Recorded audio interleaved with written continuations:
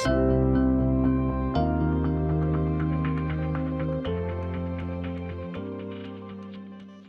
everyone, Tom Walley here, General Manager of Corporate Traveller, and I am really thrilled today to be joined by a couple of people. One face in particular will be very familiar to a lot of you, Jared Murphy and Paul Roos from Performance by Design.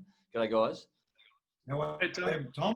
Great. Now these guys have come up with an amazing concept called the Culture Couch, and I'm very lucky to be a guest today. So I'm going to hand over to Roosie, who's going to run the show, and we're going to talk a little bit about culture and all things associated with that. Roosie. Thanks, Tom. And yeah, Performance by Design, and welcome to the Culture Couch with my co-host, Jared Murphy. For those, we'll just give you a little bit of a background. Performance by Design, who's doing work with Corporate Traveller. What we work on is purpose, values, but more importantly, behaviours. So we really try and break down culture in a really simple form. And we work with all size companies, from the small, medium business, I know which you guys deal with, and a lot of those people will be listening right now, you know, to some of the bigger companies. But for us, and Murph, I'll get you to jump in straight away. For us, what we see a lot is a lot of companies have a purpose and values, but really don't understand what's beneath that. And by that, I'd say, let's say integrity, you know, the three of us come up with a value and it's integrity. Integrity might mean something slightly different to you, Tom, than what it does to Jared. So what we try and do is break that down, and we try and say, well, what does integrity look like? And we spend a lot of time in that space. And we're going to go over some of those concepts with you today, Tom. But Murph, do you want to jump in on that and just maybe give your little spiel on what you've done? Because you've been in this space for the best part of 20 years. And then we can put Tom under the microscope and we can grill him. Well, look forward to that. Yeah, absolutely, Rosie. The truth about behaviours, they're very simple. It's about how you behave, how others behave. And so working with teams, leaders, sporting teams, corporate teams, it doesn't matter which team, to help them identify what it is that we want to reward and challenge within our team is so powerful. It takes a little while to work through what is a behaviour and what does it look like. But once you get to that point, it becomes much easier for the leaders to reward and challenge the inappropriate. Yeah, fantastic, Murph. So, Tom, hopefully we'll, as we work through the next sort of 35 minutes, we'll get to be more specific around those concepts. But I want to sort of take you back over your journey. I think it's been about 17 years with the Flight Centre Group, including some time in the UK. Probably the first two questions would be, what have you learned about leadership along the way? And secondary to that, did you find a big difference between the culture in the UK to the culture in Australia? Yeah, I might start with that one first then, actually, Rosie. So the UK is interesting, and I'm sure you've all spent time there over the years. And I lived over there, as you mentioned. I started out my Flight Centre career over there. I had spent the first 10 years of my career there. And Aussies have an interesting reputation in the UK, usually one for hard work, but also one for a bit of larrikinism. And I think what I found in the UK is a bit more conservative as a general rule, and the business community is a bit more conservative. The Flight Centre culture over there, I guess we brought a hint of Australianism to it, and we spent a lot of time trying to actually work out what the hell that was many years later. What was our culture and how do we define it? And we did define it almost as Australian, which is sort of like fun and savvy and a little bit cheeky. I think for a while we had a cultural icon as Bob Hawke was kind of represented who we looked like. Yeah. Which I guess as someone of my age, that was a big part of my youth, was someone like him. But I reckon it gave us a bit of an edge, to be honest, mate. Over there, we took that Australian culture to the UK. We had a few Aussies working there initially, but more than anything, we kind of tried to pass that on to our British colleagues, and they loved it, as most people do. Most people like having fun at work, like treading lightly and having a bit of being willing to take the mickey out of each other and get more importantly, just getting stuff done.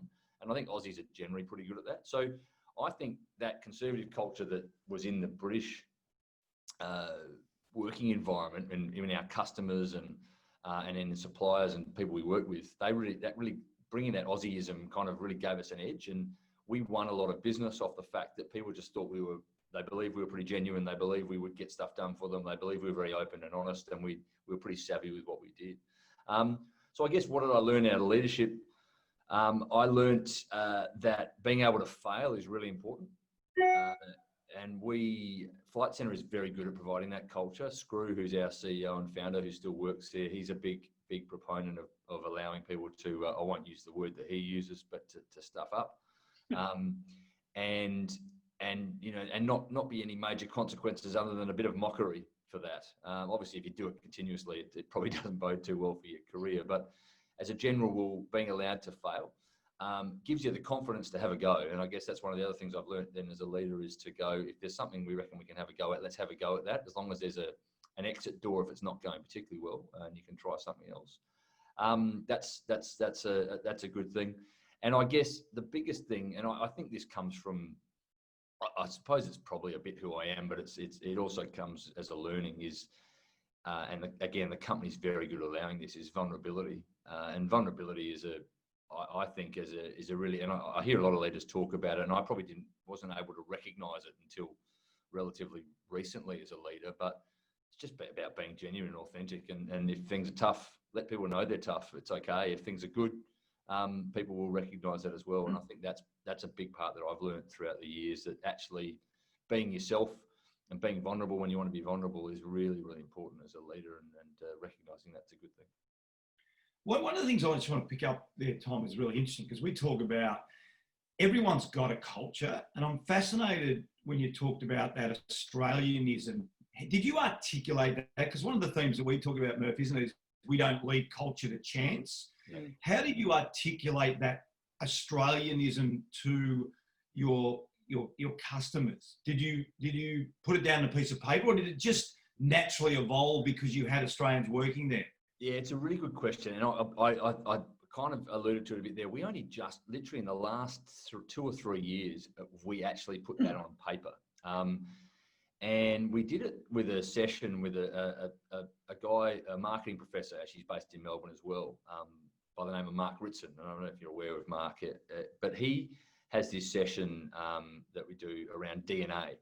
And we did it was a couple of days worth of workshops with him, with all the leaders in Flight Centre from around the globe. We got here together in Brisbane over a weekend, and including Screw, our founder. And it was all about telling the story about where we came from as a company, and then what was important to us. And we did a whole bunch of breakouts and workshops around what that could be. And when you trace our roots right the way back to where Flight Centre started, which before Flight Centre was a company called Top Deck, which still exists, which is a coach touring company now in Europe.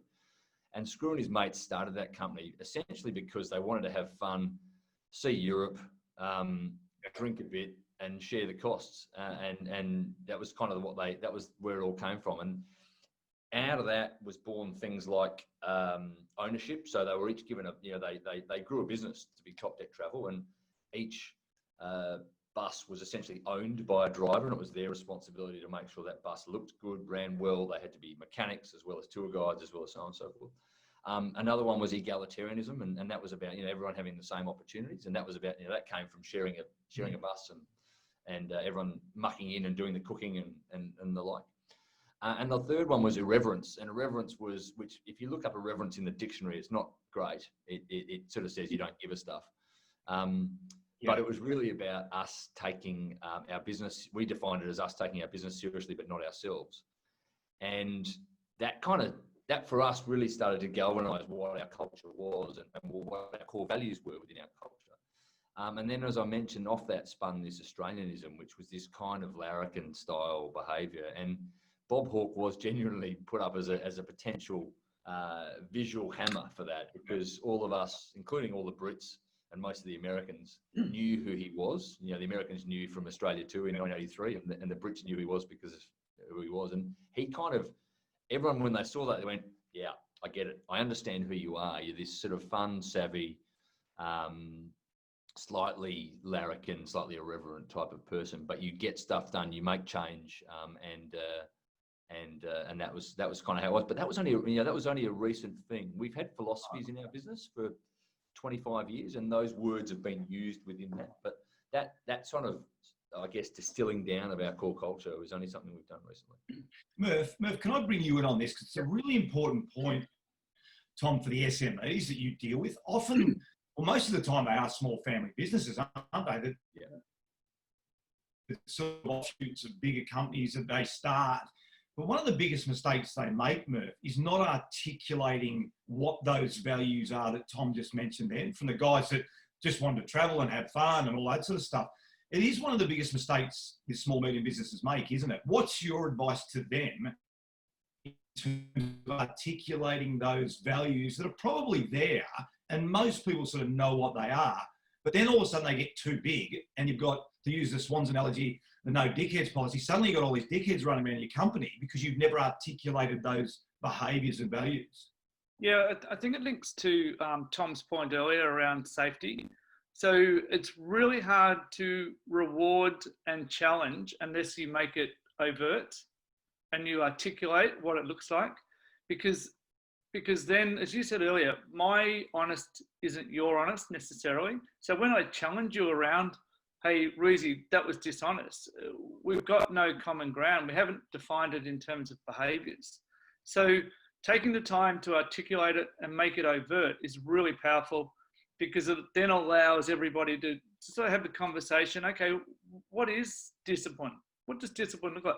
What does irreverence look like? Because that could easily be misconstrued, Tom. So having clarity around that from a behavioural perspective is really important to creating safety. And I think that sort of leads me to a question for you, Tom, is you talk about safety, you talk about vulnerability. They're sort of buzzwords, I think, in leadership now. Like it's unfortunate when things as important as vulnerability and safety, they become used by everyone who don't necessarily understand what they mean, I don't think. Can you talk us through how you create safety? Because one of the things we find in sport, and Ruzi will probably back this up in a moment, is that really high performing cultures are a paradox, because they are very, very honest. So people are told when they're not doing the right thing, but at the same time, despite that really honest communication, they are very safe environments. And it's sort of the yin and the yang in some ways. It's a good question. How do you create? So if your question is how do you create that vulnerability? I reckon all I could really comment on that is, one, it has to start with me. So I pretty much, as a leader, wear my heart on my sleeve. If I'm feeling down, I'm down. If I'm up, I'm up. People will know generally how I am or how I feel about a decision. I'm not very good at hiding that. Sometimes to my detriment, unfortunately, and sometimes not great at towing a company line if something annoys me. But I think if people feel that they can comment and not lose their job or get in trouble for it or act in a way that or they feel that they can act genuinely, they're going to have to see that in their leader first. It's a really hard line to tread, though, because sometimes, I'm not the boss of Flight Centre Travel Group. That's the CEO, and sometimes you, as a leader, or as a member, as an employee in a business, you have to toe a company line. You have to just accept that's what's going to go on. And sometimes you have to just keep a front up and go, well, this is what we're doing. And look, this current environment is a great example where we're having to do lots of really horrible things. And, we've stood down a lot of our staff and everyone knows it's terrible. And we're all, certainly being as honest as we have ever been with our staff around the future and what we can do. But it's sometimes you have to do things that you go, look, this is just the way it is, and you may not agree with it. And that, as a bit like you're saying with sporting teams, it kind of plays against vulnerability, or it plays against safety, because you're having to just hold a line.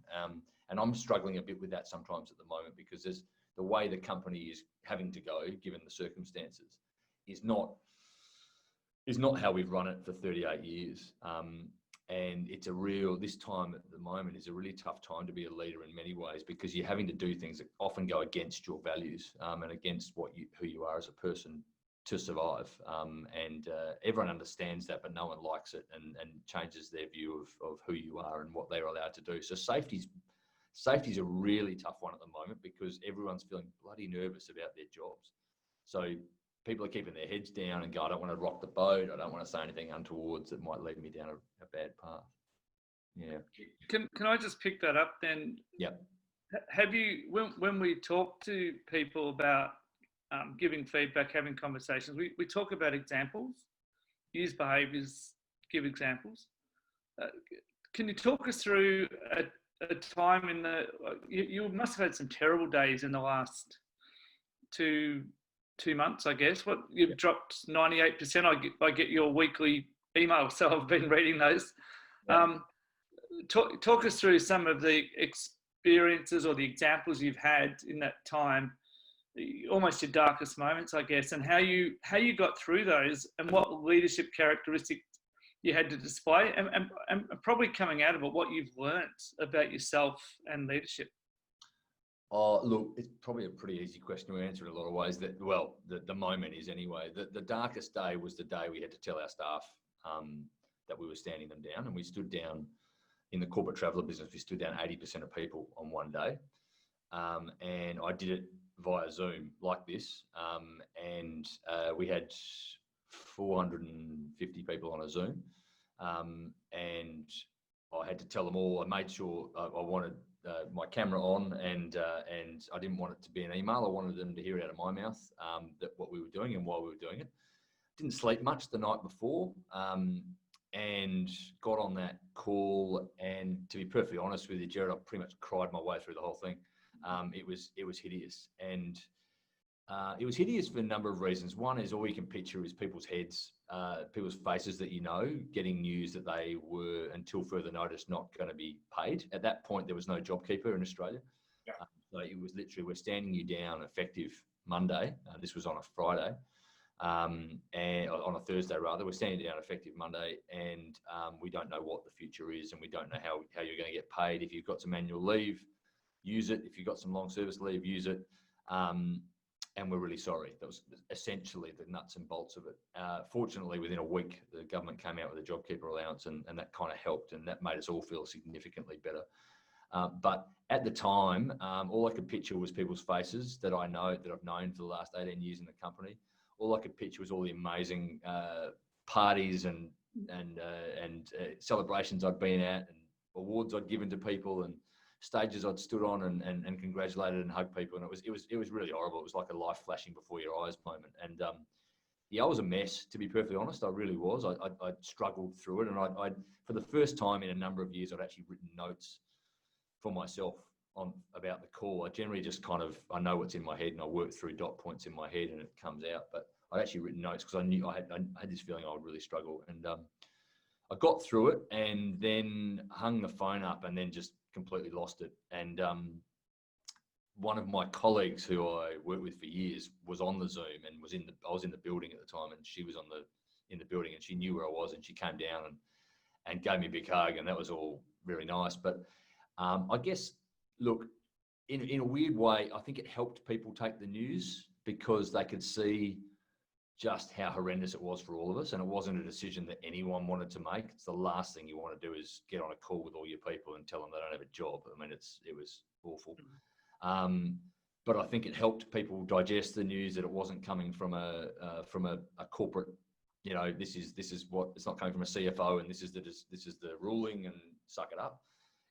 It probably in a weird way summarized in visual form our culture. Of caring about our people, of taking ownership for the decision, of being real and being authentic about what you do. And I think a lot of people did come afterwards and go, look, that's why we love working here, because we generally feel our leaders give a shit about us, and that makes us be able to cope with this better. And I think, and we can go on about this for hours. It's changed a lot since, obviously, as this has gone on, and people's feelings change about that. But that's a conversation for another time. But that was probably in the recent times, that was the darkest day by a mile. And I guess it was, and I wasn't alone. I know that I spoke to lots of people in other parts of the business who had to deliver a similar message to their people. And I think all of us were the same. We all just felt a bits and didn't really know. We'd never had to do it before, and we didn't really know how to handle it. But I think our people took it in a way that was, this is who we are. We are this culture. We do care about our people. So yeah, it had a nice, weird silver lining. And it's interesting, Tom, because I think it's a really important point you're making, because one of the things I've heard in the last month is, how do you think such and such acted under pressure, etc. If you're waiting for pressure to change your culture or change your behaviours, it's too late. Yeah. That's the importance of culture. The culture is built over time. Trust is built over time. So these things that, Murph, you touched on before, these buzzwords, you've got to really understand what they are. Empowerment, relationships, leadership, culture. And if you have a really good understanding of what they are, then when it comes to the tough times, you've built your set of behaviours, you've created really strong relationships with your people, you've been vulnerable in front of your people, and they generally feel like you care for them. You can't just wait for a virus for that to happen, because you have to build trust over time. Take that point of trust, and in your own words, what does that look like, and how important that is to build a great culture? Yeah, look, trust is obviously massive. There's, oh God, the amount of people who said over time, you don't just demand trust, you earn it, and so on and so forth. But the only thing I really can find in building trust over time has been being consistent. So trying to, if you are consistent with people across the board, generally you get their trust. Following them up, as in, if they've asked you to do something, actually go and do it, and then follow them up, so they know that when they tell you something, you're going to do something about it. And look, and again, I think a lot of this comes back to the personality of the leader in some respects, but we're very good at this as a company, I would say, as a general rule. We do care about our people. We do spend as much time on their personal lives as we do on their work lives. And a lot of trust comes from making sure you're looking after your people outside of their day-to-day job. If someone's in strife, if someone's kid's got an issue, or their partner, or they need to do something, affording them that time to be able to deal with that, texting them, calling them, checking in on them, generally people feel, and rightly so, that you've got their back, and that, because we do care about our people, and if you do care about them, that they can start putting their trust in you. But it's work. You have to actually work at it. You can't just expect people to trust. And when you've got hundreds of staff or thousands of staff, it is hard work. It's something you got to work at daily. And I over the years I've used prompts to kind of help me as well. Like I'll put things in. If someone ever, and I still do this now, if someone ever mentions anywhere on a call, their birthday, someone else's birthday, their kid's birthday, their kid's going into hospital, whatever the hell it is, stick it in your diary. Stick it in your diary. Text Ruzi, his wife's going into hospital tomorrow. Little things like that, because you can't remember everything, right? And I think those little things really help to build a relationship, because you're not going to like everyone you work with. I'm pretty lucky here at Flight Centre. We do generally get along with everyone, which is really nice. But you're going to have to find ways to work with people, and you're not necessarily going to gel, but things like that. I worked for a leader years ago who, in fact, it wasn't a leader, it was my headmaster at school. And on my very first day of high school in Perth, he came up to me, 6'4", or whatever he was, in his black robes, and he said, and he grabbed my shoulder and he said, "Tom, how are you?" And I literally, my first day at school, I was like, how the hell does this guy know who I am? And he told me years later, when I was a prefect at the school, that he had physically gone and he walked around and asked his offsider, "Who's that guy over there?" And I loved that man from the minute I met him to the day I left school and beyond, just because he knew what my name was when on my first day at school. It's a really, really simple message, isn't it? Murph, I'm going to bring you on that, because I think one of the things people have a misconception about what a footy club looks like. And for those who don't know, Gerard Murphy worked with Geelong from 2007, and you can tell a bit of the story. But one of the things I want you to pick up, Murph, is what Tom said then. It's not just about kicking someone's ass. It's about then wrapping your arms around them. And I think footy clubs sometimes get a bum deal for, Jared Roughhead disciplined Luke Hodge, or Stevie J got suspended for 6 weeks or something like that. But it's not as simple as that. A great culture then says, you've done something wrong and we're going to help you. Do you want to take us inside some of those more public conversations that have already taken place? Because we don't want to betray anyone's trust. But that is a super important part of what Tom's talking about, isn't it? 100%. I think there's a couple of things there, Ruzi. The first one is I think we have to catch people doing it right first, because too often we catch people doing it wrong. So if we can continue to reward those that are doing it well, and we always sort of talk about 4 to 1, 4 goods, because often when people do it well, we just let it go. We don't say well done. The second thing is the easy part is giving the feedback. So it's easy to give someone feedback that you haven't done it well, but then the hardest part is to support them through it. And we always talk, Tom, this builds enormous trust. Give the feedback, help them with a plan, and then support them through that plan. Because if you can support them through that plan and provide the care that they need in order to get where they need to go and change their behavior, then you build enormous safety and trust through that process. So I think your message around consistency is really important. People need consistency in their leadership. If you're getting consistent leaders, it's really difficult, really difficult. Yeah. What about, Tom, on that? How do you sort of select and develop leaders? Because it's fantastic. The message that you're giving today is the space we live in, Murph, isn't it? All about vulnerability and consistency and feedback and little and often conversations.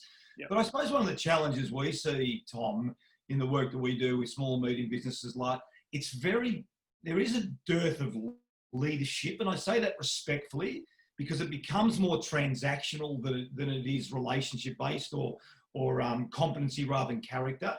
How do you try and develop and select your leaders within your organisation? Oh God, look, it's really hard to do. And I think this one's the trait I look for is initiative generally.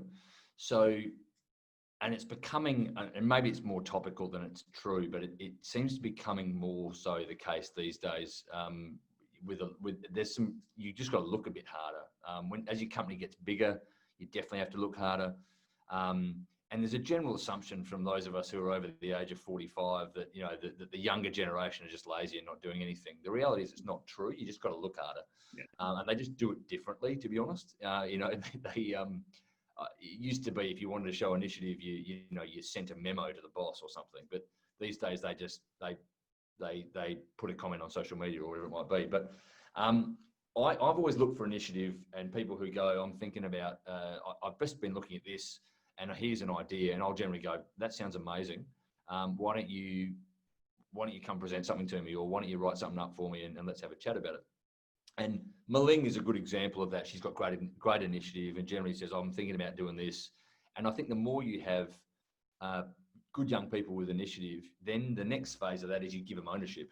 And you go, okay, that sounds brilliant. I love what you're saying. Why don't you take ownership of that and present it up? And if you can put them in a forum where they feel that they are actually getting some airtime in front of some senior people or they genuinely own something, I find as 9 times out of 10 people rise to that. They love it. And if they're not going to rise to it, they don't take it on and you don't see them again. It's hard as a leader to spot young people because often I find, and I'm guilty of this, very guilty of this, you look for people that are like you. And that's often not what you want. My team I have now is amazing. They're all very diverse. We've got very, very different personality types, which is brilliant. It's exactly what you want in a team. And you know that as a leader. But then when you're looking for leaders, you tend to just naturally associate with people that you think the same way as. So that's probably one of the traps I've fallen into, is I tend to hunt down clones of myself, which is not a good thing because I have plenty of faults and you need people that are different to me as well. But I think I like your 3 points there, mate. You've almost got in your head a little plan for how to identify a leader. That look for initiative, give them ownership, and then promote and train them. Yeah. I think even though you may or may not have that written down, in your head it's pretty clear, and I think that's a fantastic message for other people, because often when we ask that question, Paul, the answer isn't as clear or obvious. I appreciate you summarising it back, Jared, because that's pretty much how it works. And I find we have a great culture here where people will put their head up And it's one of the things I said I'm struggling with at the moment is people putting their head down because they're a bit nervous. And that culture has promoted. Well, let me ask you that question back. How do you do it in a footy team? Yeah, I think we train them. And I think to your point, Tom, it's a really good point. I think you can't just leave it to accident. You can't just leave it to chance. I think the whole footy club was flipped on its head with what Sydney did in 2003 and then Gerard with Geelong. What it became is a pretty simple formula of this is the way we want to behave. We talked about the Bloods culture. We had a 2-day seminar. We came up with our behaviours and then we picked our leadership group based on those behaviours. So it wasn't ambiguous. And out of that, it was a real leap of faith. So through that, we had about 8-man leadership group and Stewie Maxfield became captain. And then I want you to talk a bit about more empowerment because it's funny, that's another word that people talk about. Empowerment is giving people responsibility. But so many leaders don't want to give responsibility, don't want to give their own power away. So then how do you empower people? How do you... Go on, Murph. Yeah. I was going to jump in there just to build on your points, Rizzy, because they're great points. Often we promote through competency as opposed to character. Yeah. So people that are good at their job, they get promoted, and that's almost the opposite of what we would say. You need people who are good at their job, but you need people that live the behaviours first. And I think if you get that clarity around behaviours, then that becomes super important. And that's the empowerment piece. Then I think leaders are often okay at giving or empowering people when there's no pressure. Yeah. But when the heat comes on, I think that's when leaders often find it really difficult and go, oh, the moment's too big, let me take it back. And I think that's where good leadership's really tested. And I think you're right, Murph. But that's the power of a simple system. I mean, you've articulated it really well, Tom. A simple system allows a clarity around how we're going to act. A simple system of rewarding 4 to 1, positive to negative, as you mentioned, Murph. Well done, well done, well done. Okay, hang on. No, we don't do it that way. A simple system of vulnerability, of wrapping your arms around people and saying, look, I will help you get better. I think it's a really, really important thing. And that really was the transformational in a footy sense. You know, it became a really simple formula. And the ones that follow it under pressure, Murph, to your point, and don't go away from it are the ones that have been successful. If you look at AFL, like I was under pressure with Demetrio in 2005, we stuck to the guns. You know, Bomber Thompson there was an end of year review with Cookie. Bomber kept his job. Clarko was under pressure early in his career, et cetera, et cetera. So the ones that weather that storm of pressure and stick to that simple system, Tom, that you've articulated, are the ones that ultimately become successful. I know we've got a short amount of time left, Tom, but I want to talk to you about the other thing which you've sort of articulated, but leaders have to be role models, first and foremost. Tell us a bit about your personal brand and perhaps how much time you spend on yourself and what you value and what you behave, and maybe looking forward to the headstone. I always talk about this with leaders, and Murph, you do as well. What do you want written on your headstone, you know, in terms of leadership? What do you want people to remember you as? Because I think it's a really important point, Murph, perhaps to finish on. You know, the leader has to have a personal brand. The leader, and I'll finish with Michael Jordan's quote. Those who haven't seen The Last Dance, it's unbelievable vision. And he said, I didn't ask anyone to do anything I didn't do myself, which is fundamentally what we talk about role modeling. But Tom, for you, what would you like to be on your leadership headstone? Oh, geez. Okay. I guess what's always been, if I go to my values, what's really important to me, I did an exercise a while back and I hadn't done one in years, to be honest. And it sort of distilled down that the 2 things most important to me in life were family and humour. And I lost my mum early on in my life, or early-ish on in my life, in my late teens. And it wasn't a conscious decision to do this, but I think subconsciously over the last sort of 25, 30 years, it's made me take life a little lighter. And I think, you know, people often talk, oh, you only get one shot at life and that sort of stuff. Not so much that, it's more just, there are bigger issues in life. And I think coming to work should be fun. I've happened to land in a great company that allows that, which is nice. But I think it should be fun. It's something you do these days, 6/7 of your life. I mean, you're constantly plugged into this ecosystem now with mobile phones and wherever else you want to be.